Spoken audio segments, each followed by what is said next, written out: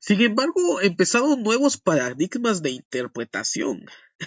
Realmente no solamente era la interpretación histórico-cultural crítico, sino empezaron a coexistir otras escuelas interpretativas del Génesis, lo que muchos nosotros nos adentramos a investigar es las religiones comparadas.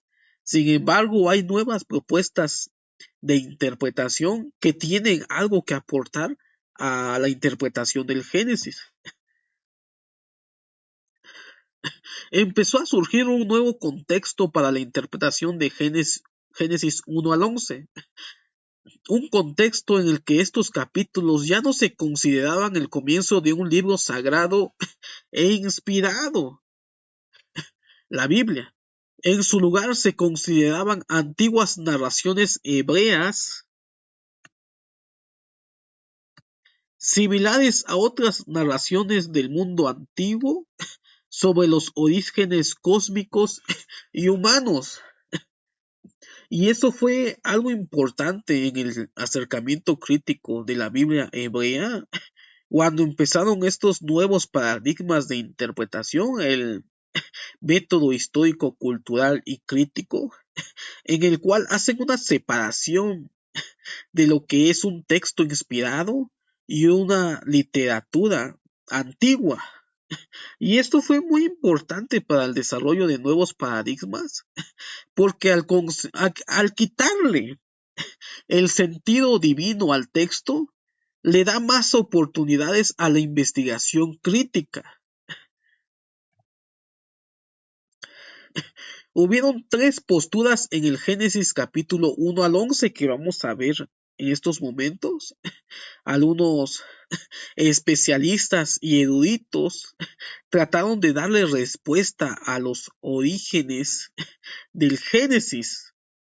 La primera suposición o la primera teoría en cuanto al Génesis capítulo 1 al 11 lo podemos encontrar con el erudito Delix en el siglo XIX. Dice: la supuesta dependencia del Génesis de las tradiciones babilónicas despojaba al Génesis de cualquier pretensión de autoridad para los creyentes cristianos. Y esto es algo interesante y es algo en el cual hay un choque de fe y hay un choque ideológico. Si nosotros aceptamos la postura de que el Génesis depende de tradiciones babilónicas, lo despojamos de esa intención divina, de esa intención religiosa, y simplemente los cristianos piden la autoridad en cuanto a este tema.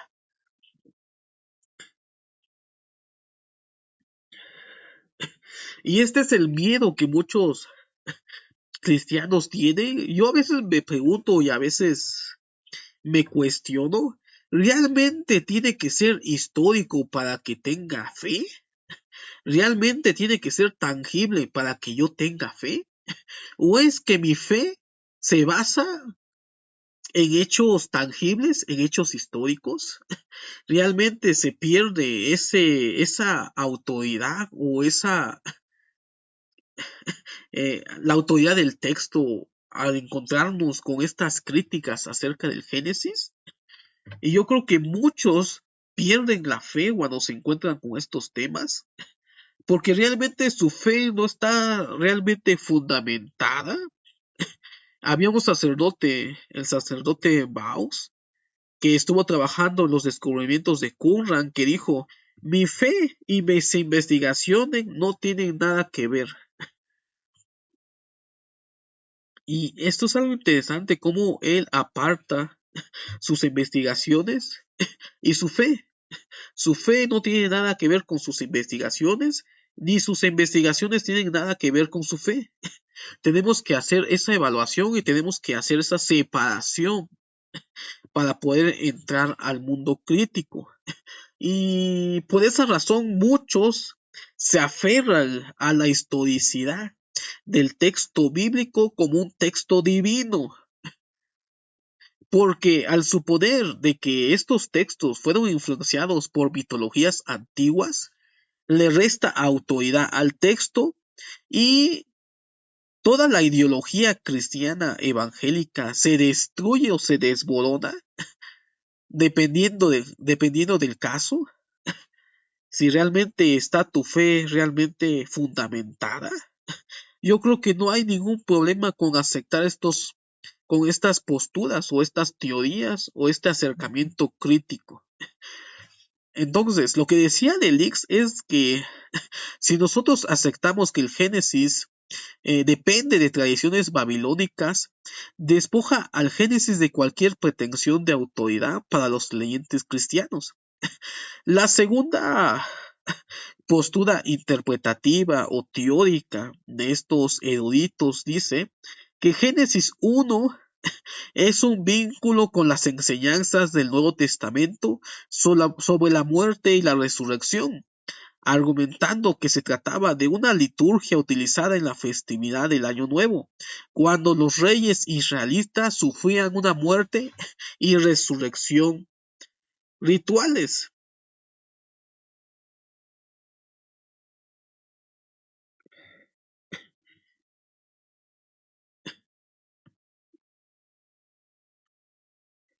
En cuanto a este aspecto, eh, es interesante cómo estos eruditos y estos teólogos trataron de darle también una interpretación que tuviera que ver con el Nuevo Testamento.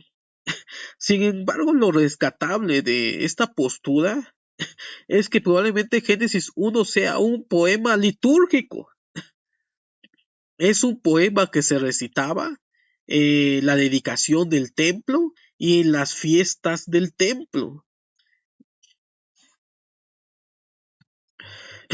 Y tenemos el punto de vista de otro erudito que dice, un punto de vista diferente fue el ejemplificado por el erudito alemán von Rack. Von Rack sostenía que Israel tomó la idea de creencias de sus vecinos.